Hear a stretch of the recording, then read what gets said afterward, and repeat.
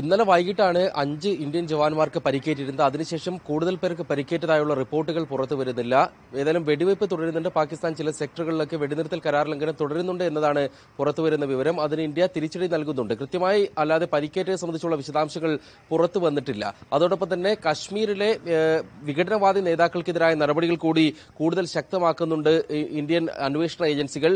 NIA ഇപ്പോൾ പാകിസ്ഥാനിലെ വിഘടനവാദി നേതാക്കളുടെ വസതികളിൽ തിരച്ചിൽ നടത്തുന്നുണ്ട്. അതിൽ പ്രധാനപ്പെട്ട 2 വിഘടനവാദി നേതാക്കളുടെ, ഒന്ന് മുദാസിർ ഖാൻ, മറ്റൊന്ന് സുരാജ് മൻസൂർ മാലിക് ഇവർക്ക് ഭീകരബന്ധം ഉണ്ട് എന്നതിന്റെ പശ്ചാത്തലത്തിൽ കൂടിയാണ് ഇവർക്കെതിരെ ഇവരുടെ വീടുകളിൽ തിരച്ചിൽ നടത്തുന്നത്. ഇത്തരത്തിലുള്ള നടപടികളുമായി അന്വേഷണ ഏജൻസികളും മുന്നോട്ട് പോകുന്നുണ്ട്.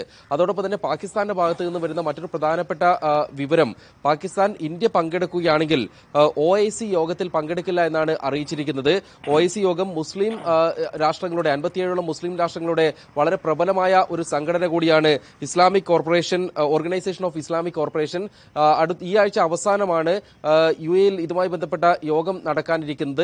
ആ യോഗത്തിൽ പങ്കെടുക്കില്ല എന്നാണ് പാകിസ്ഥാൻ അറിയിച്ചിരിക്കുന്നത്. അതിന് കാരണമായി പറഞ്ഞിരിക്കുന്നത്, യോഗത്തിലേക്ക് അതിഥിയായി സുഷമ സ്വരാജിനെ ക്ഷണിച്ചിട്ടുണ്ട്. ഇന്ത്യൻ വിദേശകാര്യമന്ത്രിയെ ക്ഷണിച്ചതിലുള്ള അതൃപ്തി അറിയിച്ചുകൊണ്ടാണ് പാകിസ്ഥാൻ ഈ യോഗത്തിൽ പങ്കെടുക്കേണ്ടതില്ല എന്നൊരു തീരുമാനം പ്രഖ്യാപിച്ചിരിക്കുന്നത്. ഈ തീരുമാനം സൗദി അറേബ്യയും UAEയും അറിയിച്ചിട്ടുണ്ട് പാക് പ്രധാനമന്ത്രി ഇമ്രാൻഖാൻ എന്നാണ് പറയുന്നത്. ഇന്നലെ തന്നെ ഇന്ത്യയെ ക്ഷണിച്ചതിലുള്ള അതൃപ്തി അറിയിച്ചിരുന്നു പാക് ഭരണ നേതൃത്വം. എന്നാൽ മറ്റ് രാജ്യങ്ങൾ ഈ ഒരു തീരുമാനം പുനഃപരിശോധിക്കുന്നതിലേക്ക് ഇതുവരെയും കടന്നിട്ടില്ല. ഇന്നലെ തന്നെ വിശദമായ ചർച്ചകൾ നടന്നിരുന്നെങ്കിലും പ്രത്യേക പ്രസ്താവനയോ തീരുമാനമോ ഒന്നും ഉണ്ടായിരുന്നില്ല. ഈ ഒരു സാഹചര്യത്തിൽ കൂടിയാണ് പാക് വിദേശകാര്യമന്ത്രി ആ യോഗത്തിൽ പങ്കെടുക്കില്ല എന്ന് വ്യക്തമാക്കുന്നത്. എല്ലാ കാലത്തും പാകിസ്ഥാൻ അനുകൂലമായി നിലപാടെടുത്തിട്ടുള്ള ഒരു ഘടകം കൂടിയാണ് OIC. അവരുടെ യോഗത്തിൽ പങ്കെടുക്കുന്നില്ല എന്ന് പാകിസ്ഥാൻ വ്യക്തമാക്കുന്നത് ഒരു സമ്മർദ്ദ തന്ത്രത്തിന്റെ ഭാഗമായി കൂടിയാണ്. ഇന്ത്യൻ വിദേശകാര്യമന്ത്രിയെ ക്ഷണിച്ച തീരുമാനം പിൻവലിക്കുകയാണെങ്കിൽ അത് പാകിസ്ഥാന്റെ വിജയമായി അവർക്ക് ആഘോഷിക്കാൻ കഴിയും. അങ്ങനൊരു തീരുമാനത്തിലേക്ക് എത്തുമോ എന്നാണ് ഇനി അറിയേണ്ടതുള്ളത്. അല്ല, സുഷമ സ്വരാജ് പങ്കെടുക്കുകയും പാകിസ്ഥാൻ വിദേശകാര്യമന്ത്രി പങ്കെടുക്കാതിരിക്കുകയും ചെയ്യുന്ന ഒരു സാഹചര്യം ഉണ്ടാകുമോ എന്നതും വലിയ ചർച്ചാ വിഷയമായി മാറും.